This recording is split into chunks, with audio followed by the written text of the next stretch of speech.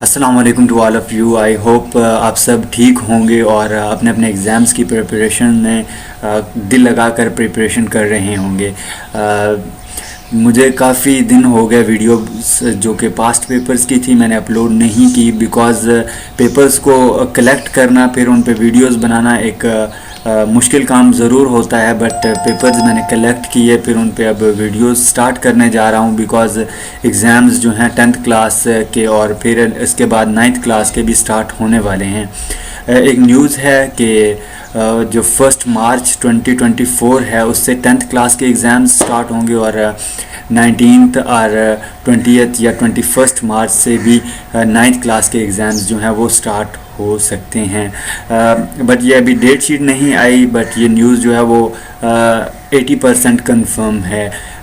मेरे पास अभी English class 10th का एक सब्जेक्टिव पार्ट पड़ा है और ये ग्रुप 1 का पेपर है और इस पेपर को मैं डिस्कस करता हूँ आपके साथ, और इन क्वेश्चंस को आप ज़रूर प्रिपेयर करें और इन पे फोकस करें, क्योंकि पास्ट पेपर्स से काफ़ी क्वेश्चंस आते हैं। और मुझे अब भी याद है जब मैंने अपने एग्ज़ाम्स दिए थे तो लगभग 70 to 80% जो पेपर था मेरा वो पास्ट पेपर्स से ही आया था और मेरे एट दैट टाइम 72 मार्क्स आए थे।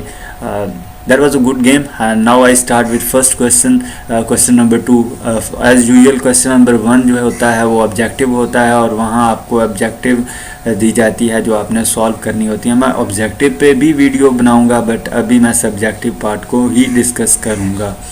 सो फर्स्ट क्वेश्चन है, why did the non Muslims trust the रसूल sallallahu alaihi wasallam? Second, when does Chinese New Year start? Third, when do you need to see a doctor?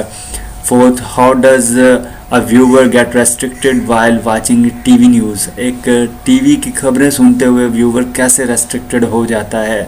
तो बहुत ही simple example है, जैसे मैं अभी restricted हूँ, मैं अपनी वीडियो को छोड़कर नहीं जा सकता बिकॉज़ मेरे व्यूवर्स देख रहे हैं।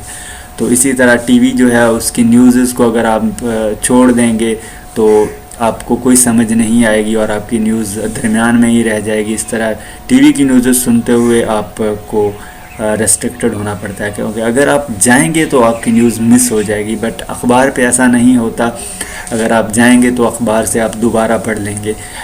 फोर्थ एंड फिफ्थ क्वेश्चन है, how can we raise the status of our country in the world? Sixth है, which career do you want to opt for, give reasons? कौन सा कैरियर जो है वो आप सिलेक्ट करना चाहते हैं, और पेशे को जो सिलेक्ट करना चाहते हैं उसकी रीजंस भी होनी चाहिए और रीज़न का भी एक मार्क्स है। Why is Chinese New Year never on the same day each year? तो चाइनीज़ न्यू ईयर जो है वो हर साल एक ही दिन पे क्यों नहीं होता? Last question, how does television make us lazy? Television हमें लेज़ी कैसे बना देता है?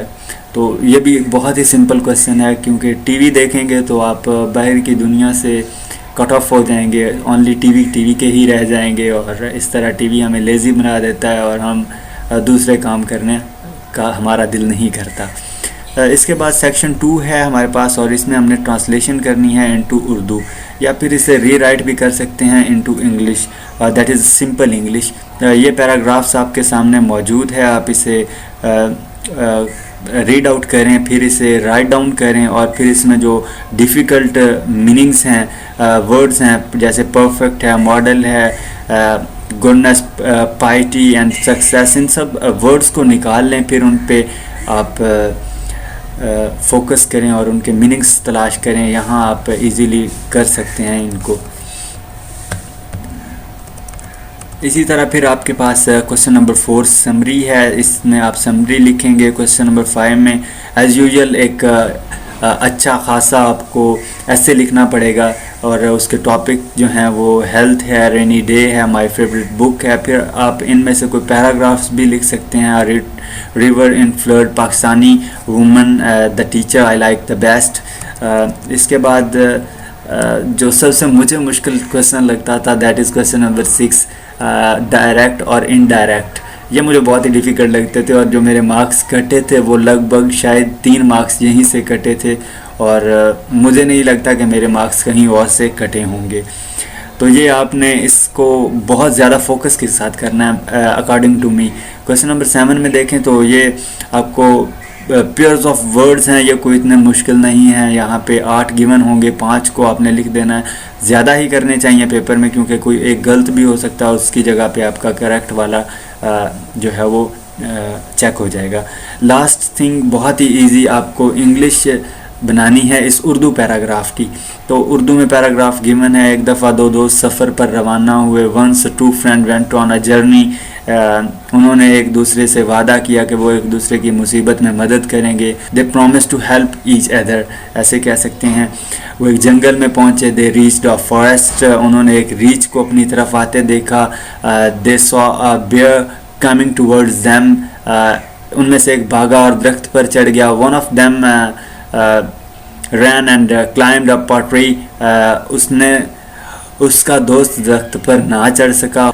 His friend couldn't climb up the tree, वो लेट गया और दम साध लिया। ही laid down and held his breath। मुझे कुछ ऐसे ही आती है इंग्लिश, और आप कोशिश करें इससे भी बेटर सेंटेंस बनाएं ताकि आपको बहुत अच्छे मार्क्स मिले। Have a good luck for your exams. Will meet in the next video with another paper. Thank you.